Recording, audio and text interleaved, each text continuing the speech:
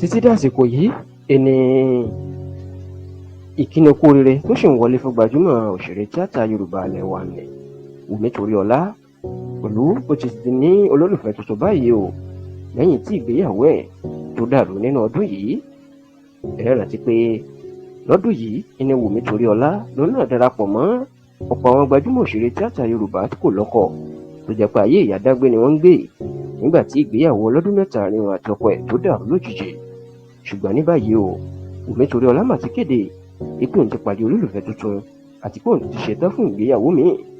Ǹjẹ́ tàwa ni Toriola torí tó fẹ́ bá ṣègbéyàwó báyìí o? Ọkùnrin kan tóun náà jẹ́ òṣèré tíátà ìlédè òyìnbó ìyẹn èso dike ó ní Wunmi Toriola ni ló pàdé báyìí o tí ọ̀rọ̀ ọ̀fẹ́ tó sì ti wọ̀ láàrin wọn láti jẹ́ kí gbogbo ayé mọ̀ wípé èso dike ìní olólùfẹ́ òun tuntun. Níṣe ni Wunmi Toriola ló gborí ẹ̀rọ ayélujára Instagram ẹ̀ lọ tó gbé bí èso dike ó ṣe ń fi òrùka wípé kó wá fẹ́ òun sí lọ́wọ́ tó gbé sórí ẹ̀rọ ayélujára ẹ̀ tó sì kéde níbẹ̀ wípé